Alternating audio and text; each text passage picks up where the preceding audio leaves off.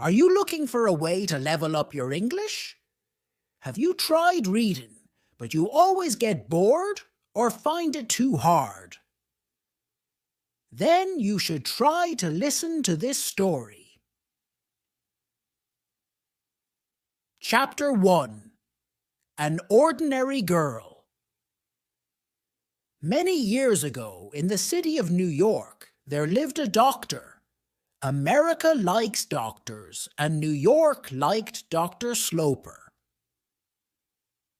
At the time our story begins, in I-843, Dr. Sloper was 50 years old. He was a good doctor, he was a man of the world, and he was honest. Life was good to him. At 27, he married a beautiful and clever girl. She had pretty eyes, $10,000, and a good place in society. For 5 years, Dr. Sloper was a happy man. Many of his wife's friends came to him, and he did well in his profession. They lived in a large house in Washington Square, a quiet corner in a noisy city. Their first child, a very clever little boy, died when he was 3. His mother's love and his father's profession did not help him. 2 years later, Mrs. Sloper had a second child, a girl. The doctor did not want a girl, but this was not the worst. 2 weeks later, Mrs. Sloper died. The little girl's name was Catherine. She was strong. Her father was not afraid of losing her. When the child was 10 years old, Dr. Sloper asked his sister, Mrs. Lavinia Penniman, to come and stay with them. Mr. Penniman, a churchman without a penny, died when Mrs. Penniman was 33. She had no children and no money. "Stay for 6 months," he said. "I will look for a flat," she said. She moved into her brother's house and never went away again. Mrs. Penniman told everybody that the child wanted a clever woman near her. Dr. Sloper did not think his sister was clever, but he was always very polite to her and never angry.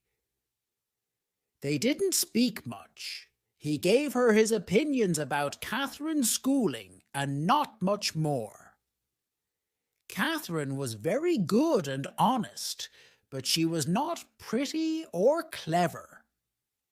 She was quiet. She loved her father and was very afraid of him. She was happy when her father was happy. The doctor wanted to be proud of her, but he wasn't. He was sometimes angry because his only child was ordinary. When she was 18, Catherine was a quiet young woman, but she began to wear strong, noisy colors. Dr. Sloper did not like her new dresses. He thought she was vulgar. One day, Catherine's other aunt, Mrs. Almond, asked a lot of people to her house. Mrs. Almond was the younger of Dr. Sloper's 2 sisters. She was the wife of a rich city man and the mother of 9 children. She was pretty, happy, and clever, and her brother liked her. When he wanted to talk about Catherine, he went to her and not to Mrs. Penniman. Catherine was close to her aunt's children. There were 7 boys and 2 girls. The older girl married young. The younger girl, called Marion, soon decided to marry too. She found a young man called Arthur Townsend, and so the Almonds asked everybody to the house. Mrs. Penniman and Catherine arrived at the Almonds. The doctor planned to come later. Soon after the dancing started, Marion Almond brought a tall young man over to Catherine. "Catherine, this is Mr. Morris Townsend. He is from the same family as Arthur. He wants to meet you very much." Marion Almond was a pretty woman. At 17, she moved easily in society. She left Catherine and Mr. Townsend together. Catherine looked at the young man. He was very handsome. "What can I say to this handsome man?" thought Catherine. But Mr. Townsend began to talk to her with an easy smile. "Catherine, this is Morris Townsend," said Marion. "He wants to meet you very much. What a nice evening! What a beautiful house! What an interesting family! What a pretty girl Marion is!" He looked into Catherine's eyes. She said nothing. He talked, and she listened and looked at him. The dancing began again. He asked her to dance, and she gave him her arm. After the dance, her face was red and she was hot. "We'll sit and talk," said Mr. Townsend. But he talked, and Catherine listened. Catherine sat back. She thought he was very clever. "This is my first visit to Mrs. Almond's," he said, "and my first visit to New York for many years. I lived here when I was a child, but I left when I was 20. I went round the world. I came back to New York only a month ago. It is a nice city, but I don't know anybody. You see, people forget you," he said, and smiled at Catherine. Catherine thought, "I'll never forget you." They sat there for some time. They laughed together. He asked her about the people near them. He gave his opinions about them. She thought he was very honest. Then Marion Almond came back and took Mr. Townsend away to her mother. "We'll meet again," he said to Catherine. Marion came back and took Catherine's arm. They walked round the room together.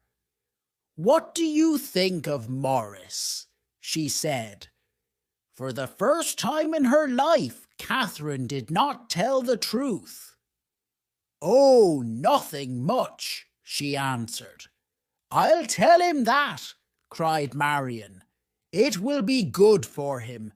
He has a very good opinion of Morris Townsend.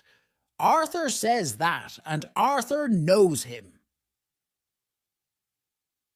Half an hour later, Catherine saw her Aunt Penniman near a window. Morris Townsend stood next to her. Then Dr. Sloper arrived. He usually had a little smile on his face, but never a big smile. He looked at his daughter's red dress. "Can this handsome woman be my child?" he asked.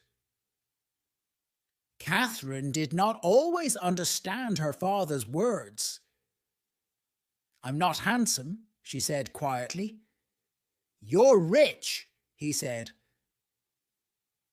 "Is the evening going well?" "I'm rather tired," she answered and looked away. That evening was the beginning of something important for Catherine. For the second time in her life, and in one evening, she did not speak the truth. She was not tired. They drove home. Dr. Sloper spoke to his sister, Lavinia. "Who was the young man who spoke of his love for you?" "Oh, Austin," said Mrs. Penniman. She smiled. He spoke to me of Catherine. Oh, Aunt Penniman, Catherine cried out quietly. He's very handsome. He's very clever, said her aunt. He's in love with our expensive Catherine, then? The doctor asked. He laughed. I don't know that, but he liked her dress. Catherine did not think. My dress only. She thought what a warm and rich thing to say. You see, said her father, he thinks she has $80,000. In my opinion, he doesn't think of that. He's not a vulgar man, said Mrs. Penniman. The time is here, the doctor thought. Lavinia is going to get a lover for Catherine. I'm sorry for the girl. Chapter 2. A Man with No Profession. 3 or 4 days later, Morris Townsend, together with Arthur Townsend, visited Washington Square. Arthur is going to marry my sister's daughter, Marion, so the polite thing is for Arthur to visit me, Aunt Penniman said to Catherine before they came. And here they were. Arthur sat with Catherine. Morris sat with Mrs. Penniman. Catherine tried to listen to Morris and her aunt. Morris often looked over at Catherine and smiled.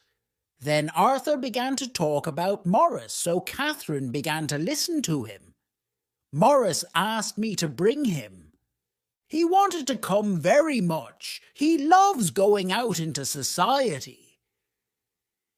We're very happy to see him, said Catherine. Most people like him. He's very interesting. But some people call him too clever. Now he's back in New York. Will he stay here? Ah, said Arthur. He wants to find a job. What? He has no profession? Said Catherine.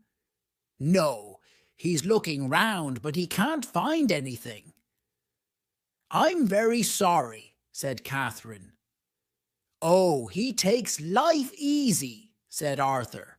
The job must be right for him. Will his father take him into his office? She asked. His father is dead. He only has a sister. He looked at Morris and began to laugh. We're talking about you. Morris stood up. I cannot say the same about you, Arthur, he said, but I can about Miss Sloper. Catherine's face went red. She thought he spoke very well. I came to talk to you, Miss Sloper, he said, so now I must come another time. The 2 young men left. He's very interested in you, Catherine. Did he say that? Not in those words, but he wanted me to think it. I understand young men. But he doesn't know me. Oh, yes, he knows you. I told him all about you. Oh, Aunt Penniman, we don't know him or his family. Catherine, you know very well that you like him. Catherine did not think this was a thing to talk about, and she did not think that Aunt Penniman spoke the truth.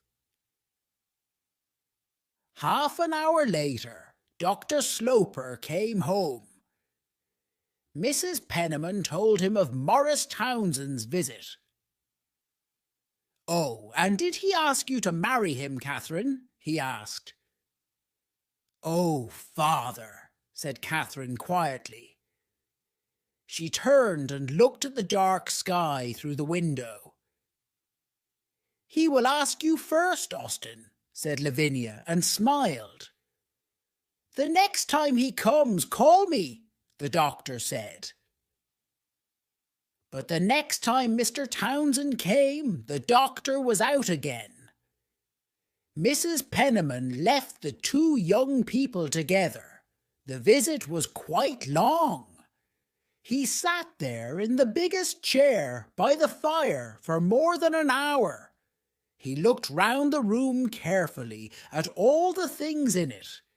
He looked at Catherine carefully. There was a smile in his handsome eyes. His talk was light and easy. He asked Catherine many questions. Did she like this? Did she like that? Tell me about you, he said. Give me a picture. I can carry it in my head. She said she didn't have much to tell. She didn't go out very often. She didn't like reading much. Morris said he liked singing. I'll sing to you, but not today. Perhaps next time. He did not say politely, I will sing and you can play for me. He thought of this after he was in the street, but Catherine thought only about his words next time. They had a warm sound. As soon as the doctor came home, she told him about Morris Townsend's second visit. And did he ask you to marry him today? The doctor asked. She was afraid of this question. Perhaps he'll do it next time, she said, and she gave a little laugh. She ran out of the room. The doctor stood and thought. Perhaps his daughter wanted to marry Morris Townsend. He decided to learn about this young man who came in and out of his house when he liked. He went to see Mrs. Almond. Morris looked round the room carefully at all the things in it. Lavinia is very excited, but I know very little about him, said Mrs. Almond, and our young man is from Arthur's family. Yes, but not close family. The name is the same, but I understand there are Townsends, and there are Townsends. Arthur is from the best line of that family. Lavinia's young man is not. I know his sister. She is very nice. Her name is Mrs. Montgomery. Her husband is dead. She has a nice small house, and she has 5 children. She lives on 2nd Avenue. What does Mrs. Montgomery say about him? That he's clever, and perhaps he'll be important. But he does nothing. She doesn't say that. She's proud, said the doctor. What is his profession? He hasn't got a profession. He's looking for something. He was at sea. Was? How old is he? 30-something. He went to sea when he was very young. Some money came to him. Somebody in his family died, I think. He went all over the world. He has no money now. He decided to begin his life again, and so he came back to America. Does he want to marry Catherine then? Don't forget that after you die, she'll have $30,000. And that's why he thinks she's nice. Mrs. Almond went red. Not only that, she said, but many young men think money is important. The young men of New York are not only interested in money, they also like clever, pretty and exciting girls. Marion is clever, pretty and exciting. Catherine is not. Marion is ordinary. Catherine is not. She has no lovers because men are afraid of her. She is large and dresses richly. They think she is older than they are. Catherine will be the right wife for an older man. Is Mr. Townsend honest? Lavinia thinks he is, and he's very handsome. What money does he have? I don't know. He lives with his sister. Perhaps I'll visit Mrs. Montgomery. Chapter 3. Secrets to Drive Sloper. The thing was a game. He slept well. He ate well. This young man is trying to catch Catherine. I'll watch and wait, he thought. He did not think his daughter was in danger. Morris Townsend was not rich, but that was not important. The doctor did not want Catherine to marry a rich man. 2 people can live on her money. She can marry a man with no money, but he must be honest and strong and have a good schooling, thought the doctor. The next time Mr. Townsend visits the house, said the doctor to Mrs. Penniman, ask him to dinner. The dinner happened a week later. 8 people sat down to eat.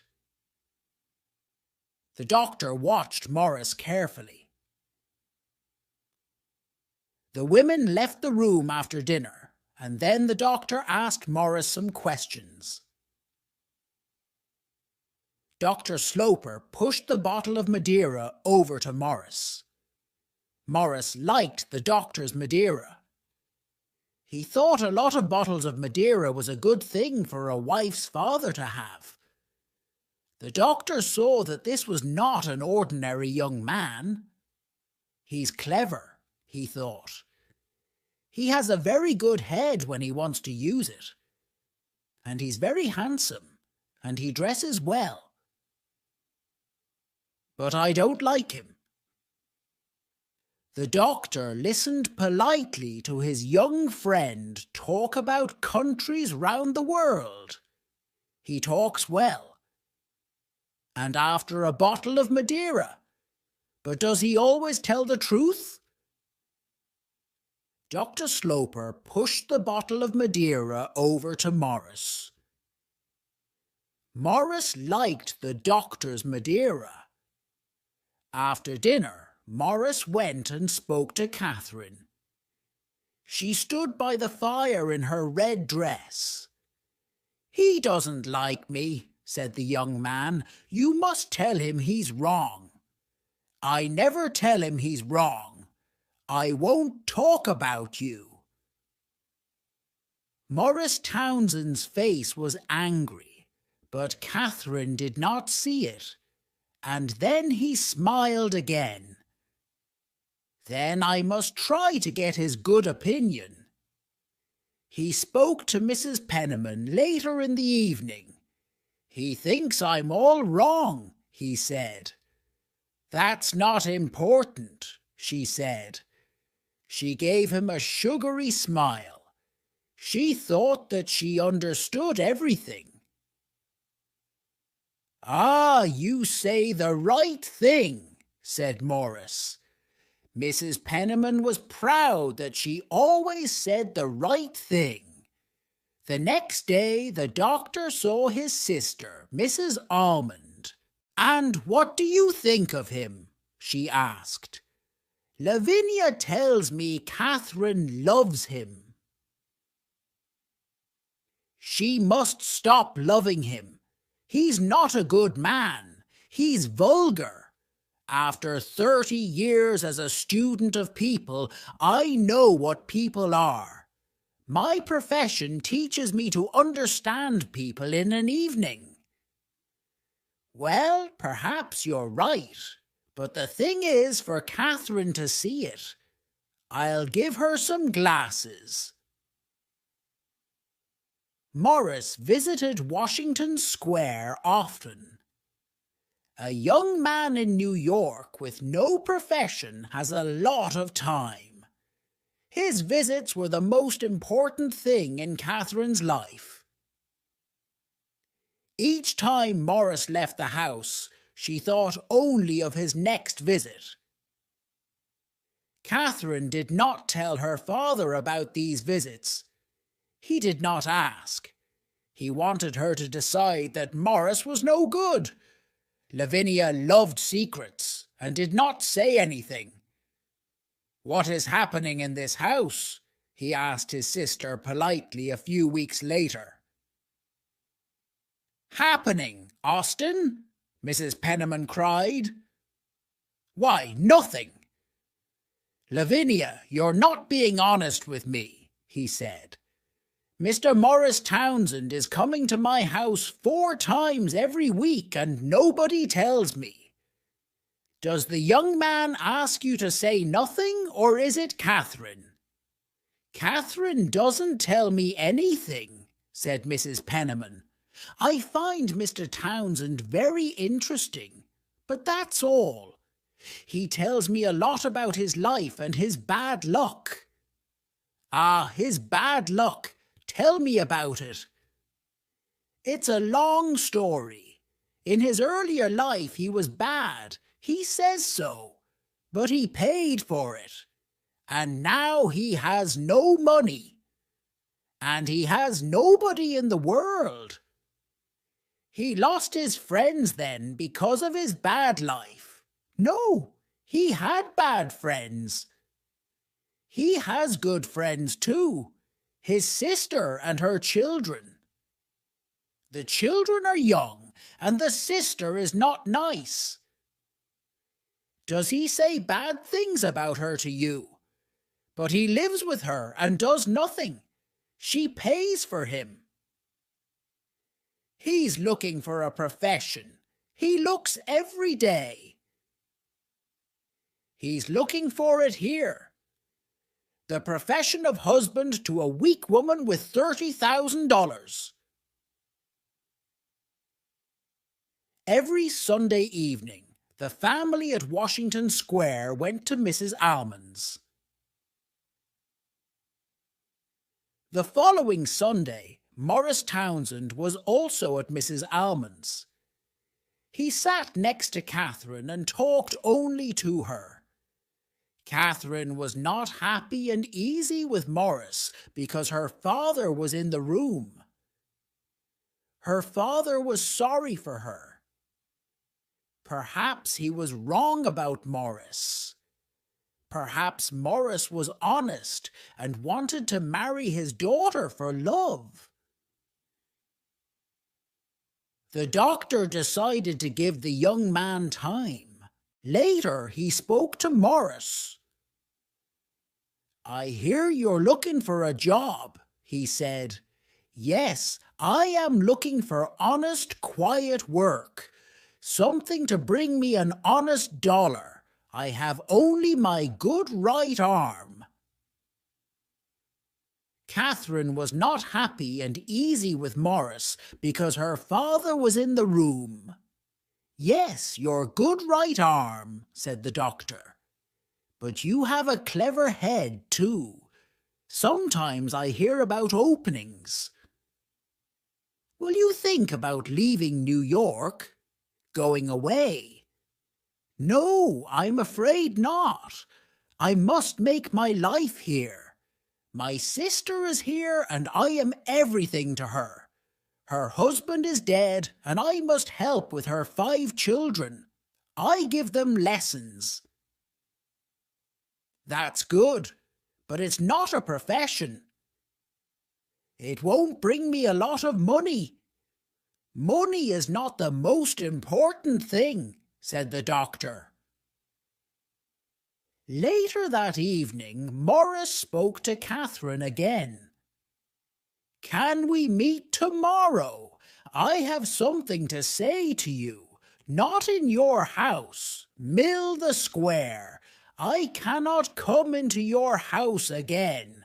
Your father laughed at me because I have no money." "Laughed at you? Oh, no, you mistake him. Lie's a good man. You must not be too proud, she said. I'll be proud only of you, he said. Catherine went quite red. Now you're laughing at me, she said. You know I'm not pretty or clever. Morris made a sound. It was difficult to understand. Catherine understood from it that he loved her. Come to the house, she said. I'm not afraid of that. The next day, Morris came to the house. He told Catherine that he loved her. She sat down suddenly. She said he must go. She wanted time to think.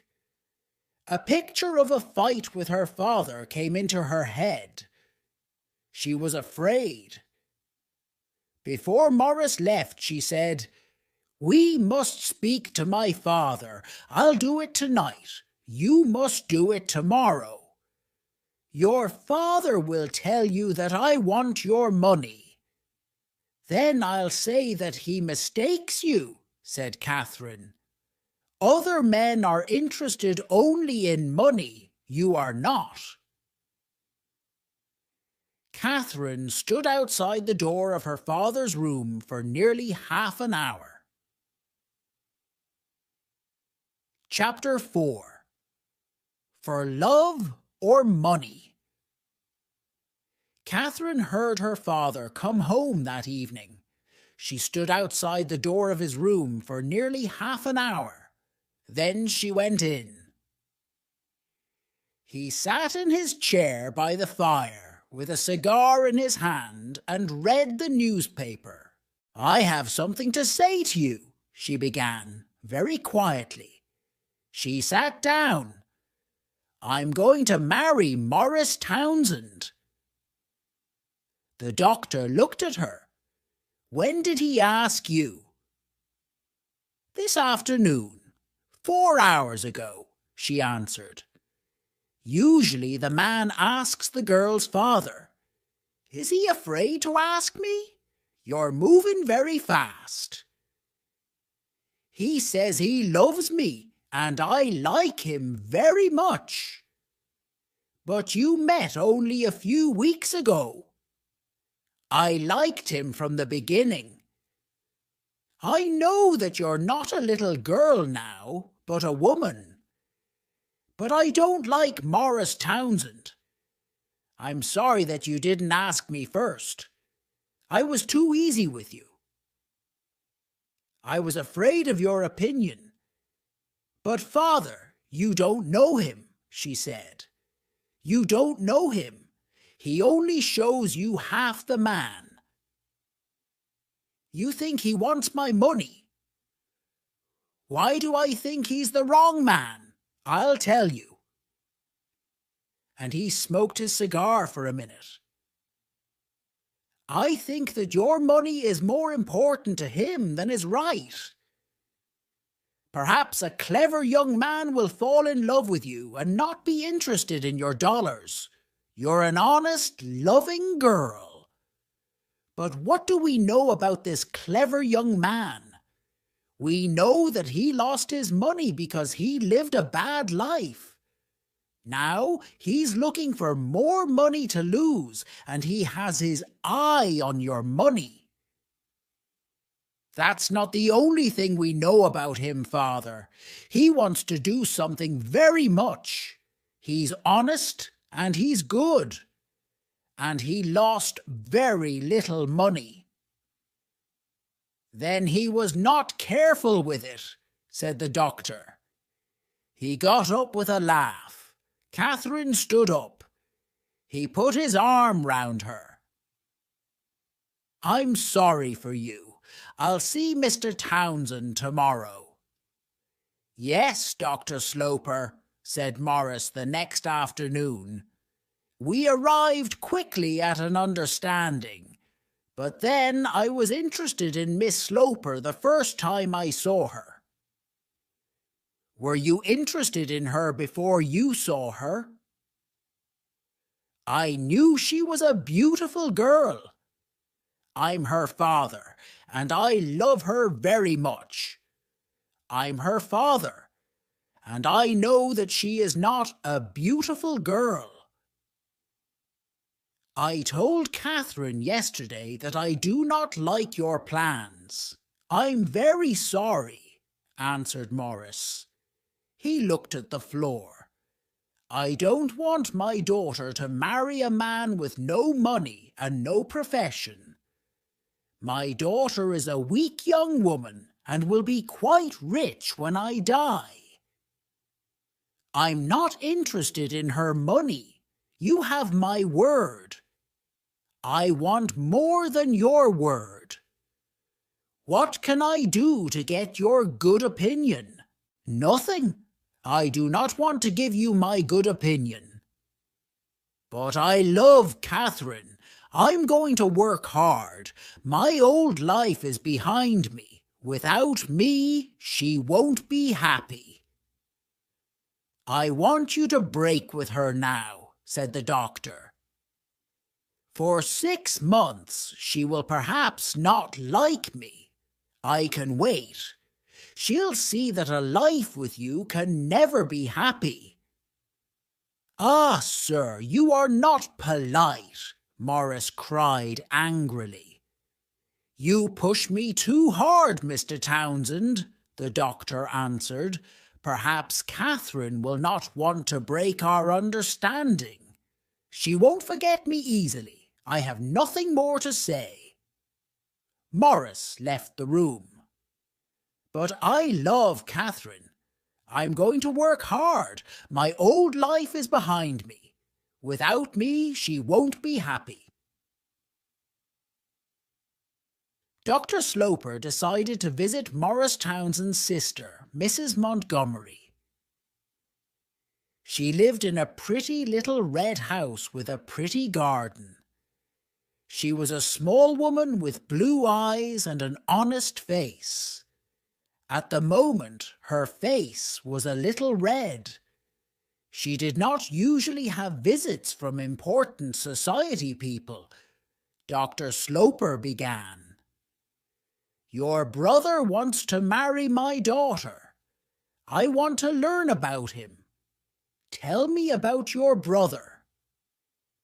I find talking about my brother difficult, she said.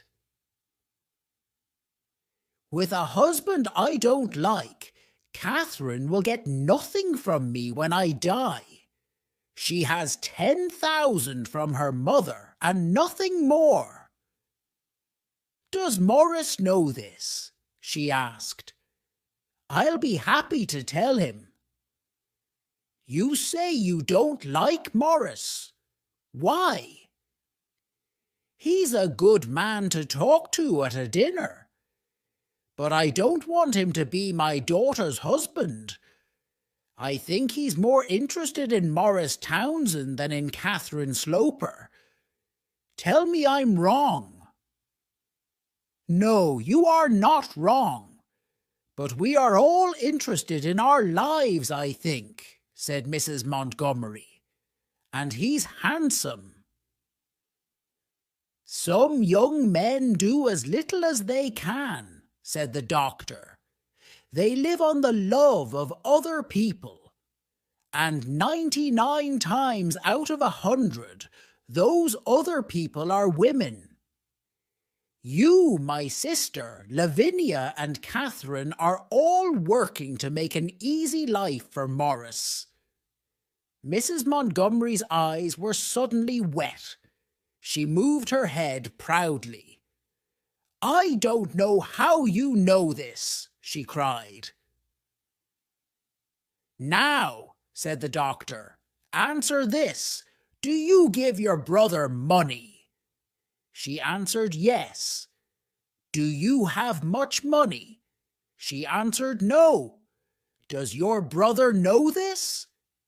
She answered yes. I hear that your brother teaches your children. Her eyes were suddenly big and round. Oh, yes, she said quickly. He teaches them Spanish. Now, said the doctor, answer this. Do you give your brother money? She answered yes. The doctor laughed at this answer. Spanish, that will help them. Now I know the answer to my question. Your brother lives on you. Mrs. Montgomery began to cry. I know he's a clever man, but he's not the right man for my Catherine. You must meet her. Then you'll understand me. Yes, she answered. Please bring your daughter to meet me. And then suddenly, he must not marry her. The doctor went happily away with these words in his ears. Chapter 5. Mrs. Penniman's plan. Catherine did not speak about Morris to her father. After some days, he said to her, I'm lucky to have a good daughter. I'm trying to be good, she answered. Catherine did not see Morris at this time, but she wrote to him. A long letter of 5 pages. Morris thought it was long. She asked him not to visit for a time. Morris wrote back. He talked about his meeting with Dr. Sloper. Your father was very angry, he wrote. I was very polite. You must be strong. You must fight. Catherine did not like to think of fighting her father, but she did not like to think of losing her lover. She tried to think of an answer to make everybody happy. She decided to be quiet and to wait. Good fathers are always very careful about their daughters' husbands, she thought. Mrs. Penniman did not help Catherine much. She loved this little story and her place in it. She wanted Catherine to run away with Morris and marry him. She carried a picture in her head, 2 lovers, with Mrs. Penniman, marrying in a small church in a New York back street, living in a dark flat with no money, waiting for visits from Mrs. Penniman, their only friend. She wanted to put this picture before Morris. She wrote to him daily about Washington Square. She asked him to meet her in a small restaurant on 7th Avenue. When Morris arrived, half an hour late, they sat together in the darkest corner at the back of the place. This was the happiest half an hour of Mrs. Penniman's life. Morris was not happy. He listened to her, but he did not like her. He was happy to use her at the beginning, to get a foot in Washington Square. But he did not want her now. She always said the wrong thing. He was cold but polite. Mrs. Penniman told Morris her plan. Run away with Catherine, cried Morris.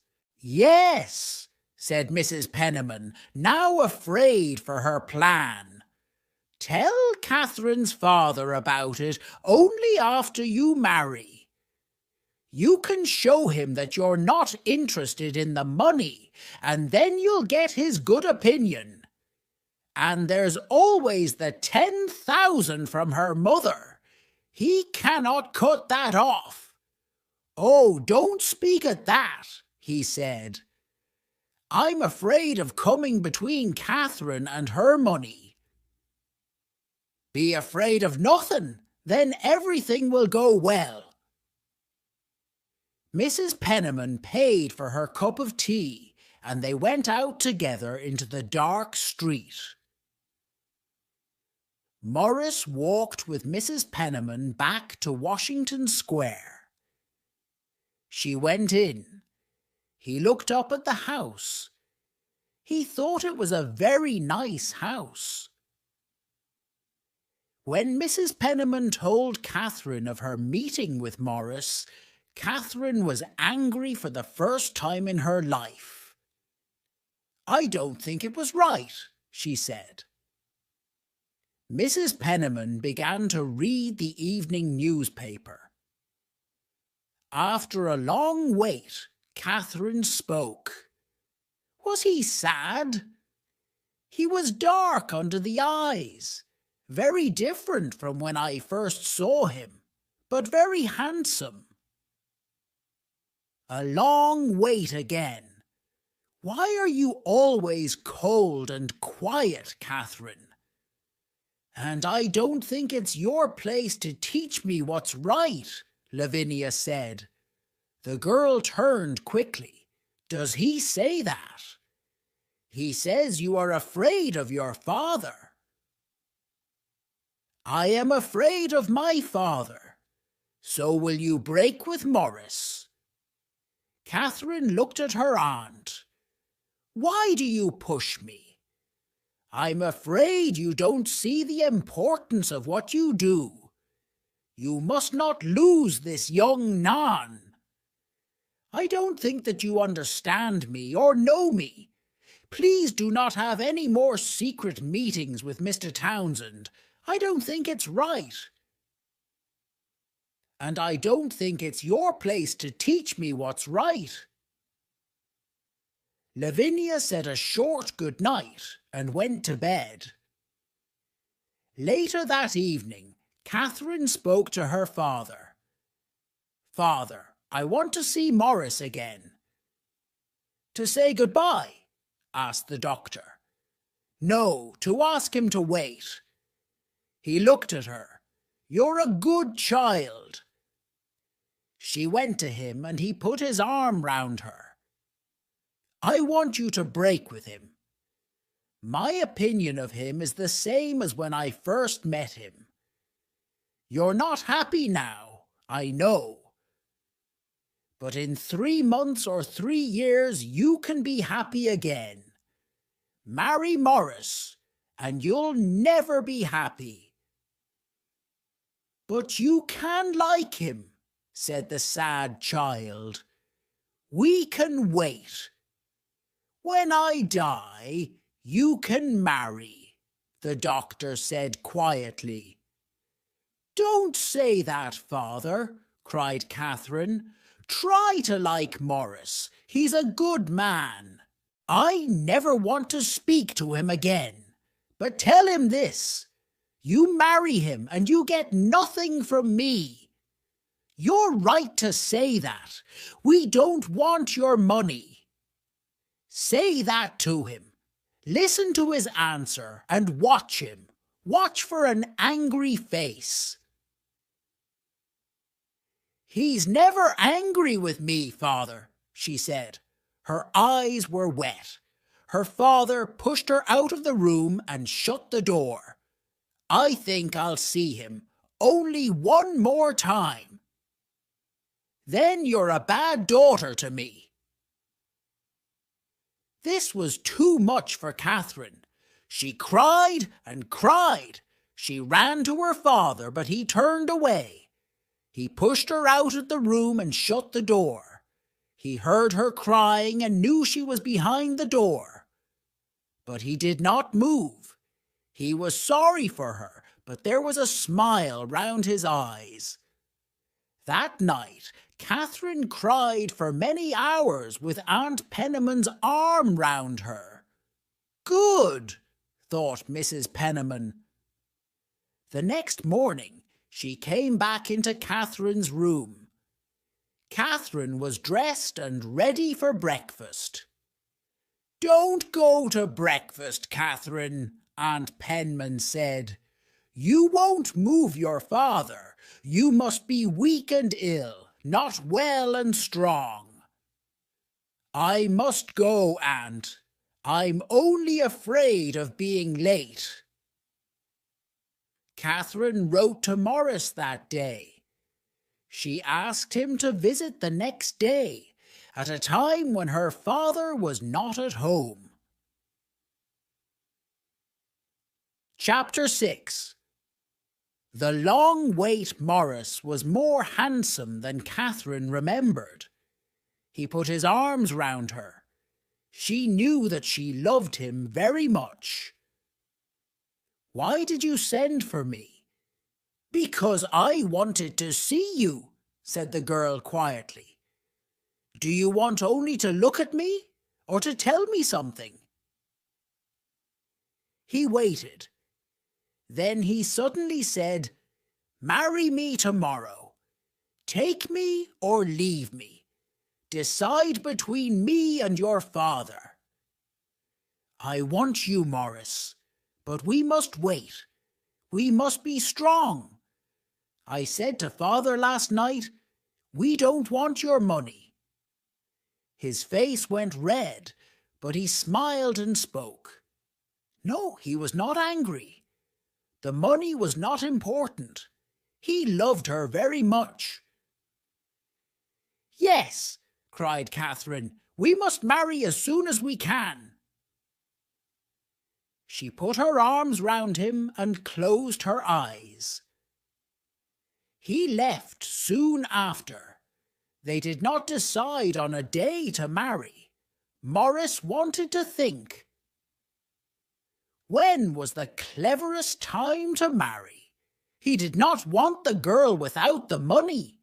He thought about the 10,000 from Catherine's mother. That was not a good living, not for Morris Townsend. But then, it was better than nothing. Mrs. Penniman asked Morris Townsend to a second secret meeting. This time they met outside a church. "I see the thing differently from our last meeting," said Mrs. Penniman. "Every time I see you, you say something different. My head is never quiet. I don't think you can marry Catherine now. My brother says he's going to throw me out of the house. You know I'm not a rich woman. But Catherine says we must marry now, in secret. How can I get out of it now? Catherine loves you very much. You can do anything with her. You can say you must wait." "Ah," said Morris quietly. Catherine's days were long at this time. Her father never looked at her or spoke to her. This was his plan. He waited for Catherine to speak first. "I think that Morris and I will marry," she said one day. "When? In the next 4 or 5 months?" he asked. "I don't know, father," said Catherine. "We cannot decide." "Then wait for 6 months. I'll take you to Europe. I want you to come with me." Catherine was happy to say yes to her father. Mrs. Penniman asked Morris Townsend to a second secret meeting. This time they met outside a church. Dr. Sloper did not ask Mrs. Penniman to go to Europe. She wanted to go, but she did not show it. "Washington Square is going to be nice and quiet," she said to Mrs. Almond. Catherine met Morris before she left. Ty asked questions. "Do you want to see all those famous things over there?" "Oh no, Morris," said Catherine quickly. What is this woman interested in? Thought Morris. "Father thinks I'll forget you," said Catherine, "but I won't. He'll be angry with me." "Yes, I think you're right. But the visit to Europe is a good thing. He wants you to go and he'll be happy. said Morris. I don't want you to lose your money, not for me, but for you and your children. When you're in Europe, decide on a good time and place, an evening in Venice, and then perhaps you can move your father. Ask him to say yes, you can marry Morris. Catherine thought this was a clever plan. Europe was very interesting to Dr. Sloper, so they stayed for 12 months, not 6. Mrs. Penniman lived well in Washington Square, and so did Morris Townsend. Mrs. Penniman liked to ask him to tea. He had his chair, a very easy armchair, by the fire in the back sitting room. He drank the doctor's Madeira and smoked his cigars. In the first 6 months that Dr. Sloper and his daughter were in Europe, they never spoke of Morris Townsend. Catherine followed her father quietly and politely through the mountains of Switzerland and the buildings and pictures of Italy.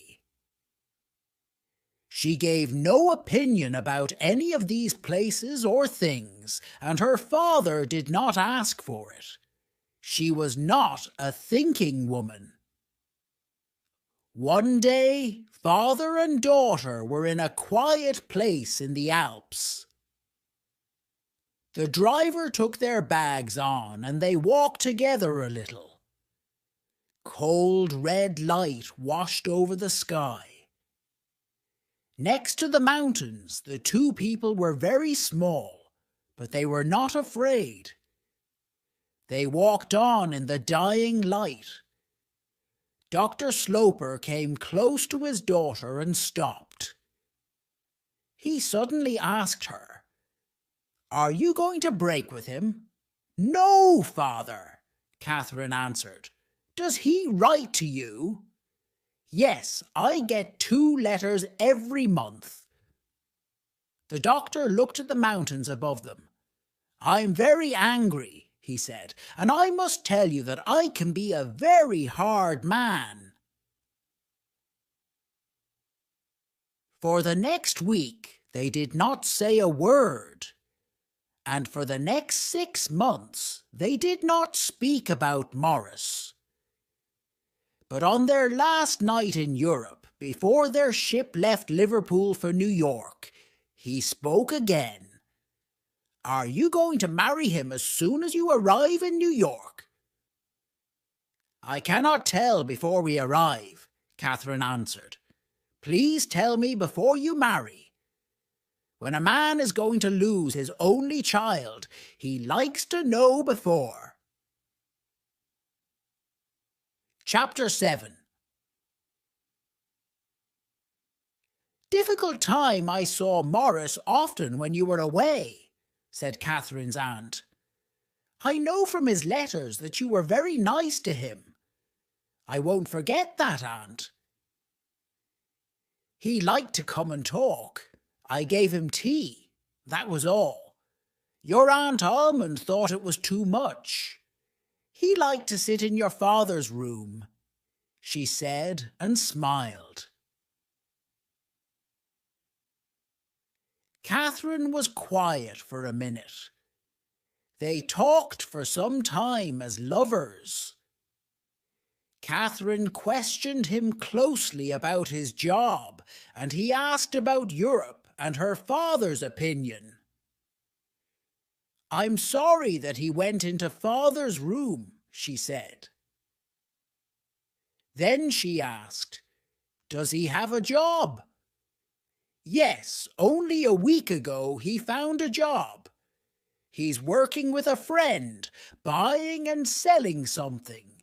He asked me to tell you as soon as you arrived." "Oh, that's good to hear," said Catherine, very happy. You see, Morris was right to wait for the right job. What can your father say now?" "Father's opinion is the same as before. only stronger. But his opinion isn't important to me anymore, she said. You're much stronger now, said Mrs. Penniman. What about your father's money? I'm not interested in my father's money. Morris doesn't think it's important. Perhaps he thinks it's a little important, said Aunt Lavinia after a minute. I have money from my mother, and now Morris has a job. He and I have everything. I'm never going to ask my father for anything. I am home and I want to marry. Morris came to Washington Square the next day. I'm very happy to see you again, he said with a smile. They talked for some time as lovers. Catherine questioned him closely about his job, and he asked about Europe and her father's opinion. He often got up and walked round the room and came back and smiled again. Morris smiled all the time. I must try to move him, he said. I'm a proud man. I want to show him that he's wrong. Morris, we must ask for nothing. I know now that he doesn't like me much. It's because of my mother. She was very beautiful and I'm not. He's always thinking of her. Aunt Penniman told me that. Morris was angry. What a difficult family! You must be nice to me, Morris. You must always like me. Morris said, I will. It was not difficult to say. The doctor spoke to Mrs. Almond. I know of his visits to my house. I can see where he sat in the chair by the fire. His plan is to take anything, said Mrs. Almond. He lived on Lavinia for a year. Mrs. Penniman wrote to Morris. She wanted to see him. Morris angrily threw her letter into the fire. She wanted to come to his office. He said no. His office was very difficult to find. They met for a walk. Mrs. Penniman had nothing new to say, but Morris had something to say. I know the doctor is the same. He's never going to give us anything. Don't talk to me about him. The fight is finished. I'm the loser. I'm not going to marry Catherine. Morris, she loves you very much. Do you know that? No, I don't. I don't want to know. You must be a good friend to her. The doctor can help you. The doctor, he'll say, I told you, he was no good. Morris went very red. You can tell her that I don't want to come between her and her father, and I don't want her to lose her money because of me. You're very clever with words, said Mrs. Penniman. I must do something very clever with my life next, he said. This is not clever at all. Morris came to see Catherine. He said suddenly, I'm going away to New Orleans. I'm going to buy some coffee. Take me with you, said Catherine. No, it's a dirty and dangerous place. People get ill there. Then you must not go. When people are going to marry, buying coffee is not important. Think about me, not coffee. We must not wait too long. She spoke strongly, her hands on Morris's arm. Was this the time to break with Catherine? I don't like this noisy Catherine. I like you when you're quiet, said Morris. But I don't ask much of you. When are you coming again? Saturday, he answered and smiled. Come tomorrow. I'm very quiet now. Please, tomorrow. I said Saturday, he said, but did not smile this time. Tomorrow, I'll be in the office. She looked at his hard, cold eyes. Morris, she said quietly, you're going to leave me. Yes, I'll write to you. That's better. Morris, I gave up everything for you, she cried. You can have it all back. Morris, why are you doing this now? What is different? Wait for my letter. Ah, you're not coming back. He got away from her and closed the door behind him. Chapter 8. After the dance, Catherine cried all day and sat up all night. She waited for Morris to come to the house. He did not come. He did not come the next day. He did not write. Catherine wrote a short letter to him. Morris, I'm sorry and I don't understand. You're killing me. No answer. The doctor watched all this happening. After a few days, he spoke to his sister, Lavinia. The story is finished, he said. I'm very happy to be in the right. He put his hands together, jumped up and laughed. Ha! I knew it. One Sunday afternoon, Catherine came back from a walk. Her face was red and her eyes were wet. One Sunday afternoon, Catherine came back from a walk. Her face was red and her eyes were wet. Mrs. Penniman questioned her closely and learned that her walk was to Mrs. Montgomery's house on 2nd Avenue. There she heard that Morris left New York some days before. 2 days later, a letter arrived from Philadelphia.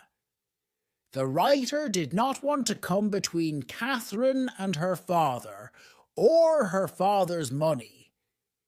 He wanted her to be happy and to stay friends with him in the years to come. He was sorry.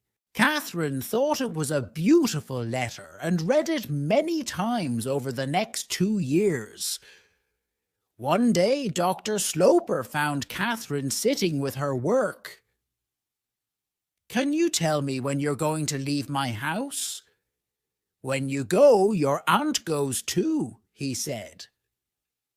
She got up. She put her work away. Her face was hot. I'm not going away, said Catherine. Did he break with you? Said the doctor. I asked him to leave New York. He's not coming back for a long time, she said. Oh, he said, you're not a nice girl, Catherine, to play with him for more than a year and then forget hint. Catherine learned a hard lesson. She never spoke of the pain inside her in the weeks and months following the break with Morris. Her father never learned the truth. Catherine had her little dance, he said to Mrs. Almond, and now she's sitting down. At different times in the following years, 4 men asked Catherine to marry them. She said no to them all. She worked hard for churches and hospitals. She went out in society and everybody liked her. 20 years later, Morris Townsend, now fat and with very little hair, arrived at Washington Square. Dr. Sloper died when he was 70. Some of his money went to Catherine and her aunts, but most of it went to hospitals across the United States. 20 years later, Morris Townsend, now fat and with very little hair, arrived at Washington Square. Catherine did not ask him to sit down. This was not her Morris, her lover of years ago. "Can we be friends again?" he asked, and came closer to her. "Catherine, I think of you always." "Please don't say these things," she answered. "We can forget the past now. We can do anything." "I cannot forget the past. Please do not come again," she said. Morris looked round the room at all the things. "Goodbye, then. I'm sorry." Outside the room, an excited Mrs. Pennernan waited. "Ha ha! That was a good plan, Mrs. Pennernan," said Morris, and pulled his hat hard on his head. "She's not interested in me, but she never married. Why?" "Good question," said Mrs. Pennernan, "but you must come back. You must try again. Come back. Never!" And he walked out of the house. Catherine took up her work and sat down for life. The end. If you enjoyed the story and want to say thank you, then you can subscribe to our channel and visit it.